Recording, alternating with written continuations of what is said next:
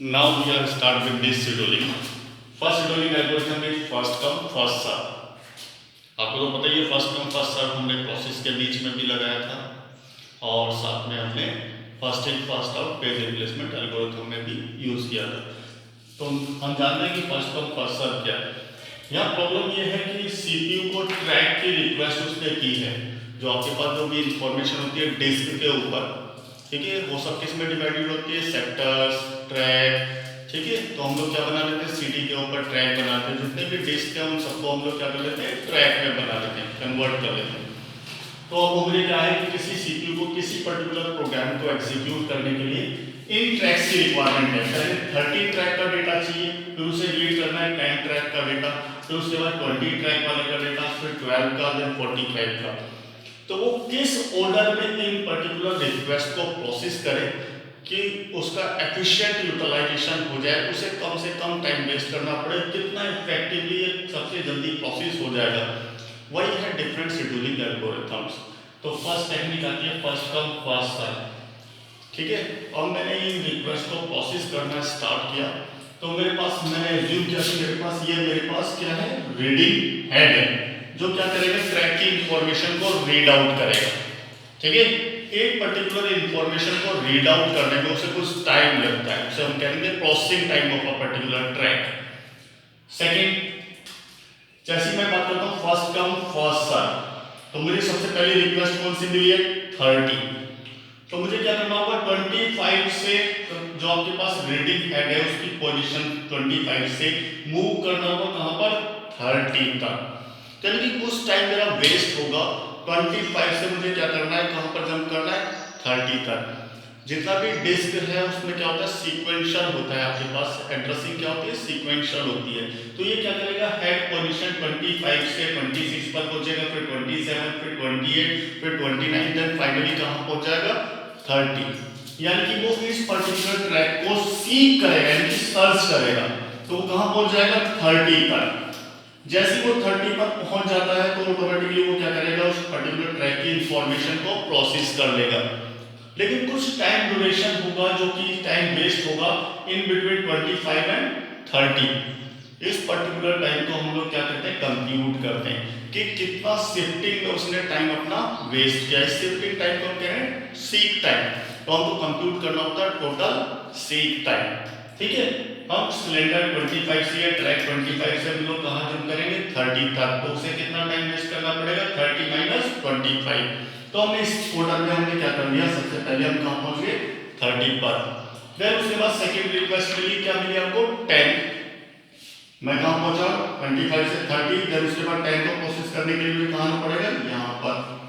ये पोजीशन है मेरे पास 10, तो मैंने कहां से किया, 30 से कहां पहुंच गया मैं, 10 पर।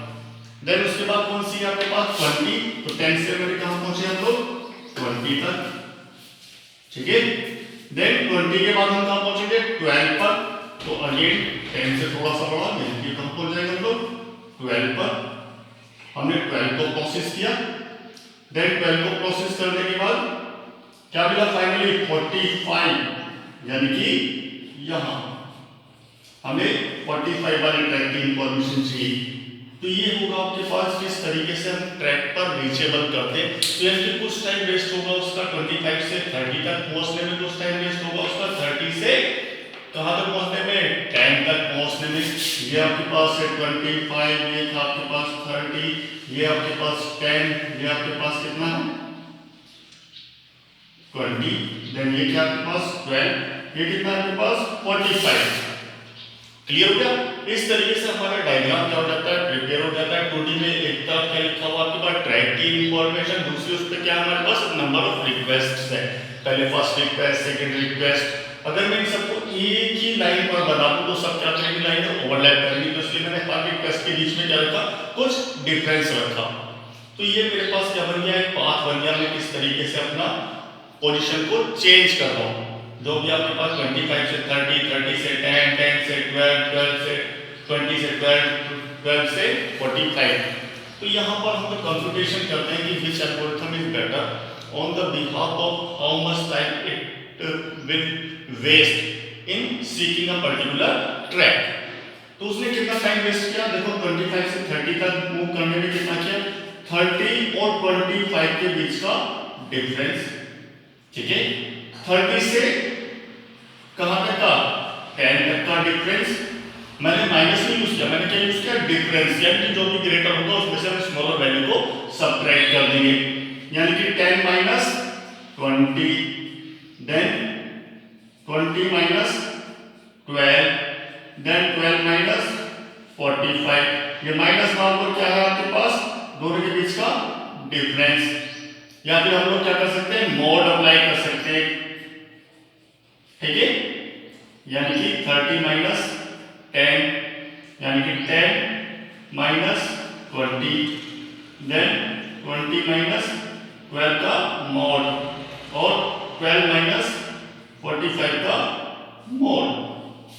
तो कंप्यूट किया तो हमने, तो यहाँ पे कितना अंक होगा आपके पास, 5, यहाँ पे कितना होगा आपके पास, plus 20, then plus 10, then plus 8, then plus, या तो कितना बचेगा आपके पास 33।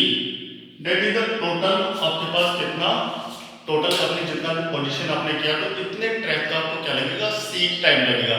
एज्यूम करते हैं कि आपके पास एक पोजीशन को मूव करने में उससे 2 नैनो सेकंड लगेंगे, तो टोटल टाइम कितना लगेगा, that total multiply by that particular amount. Clear हो गया, ठीक। This is all about the first serve dish scheduling algorithm.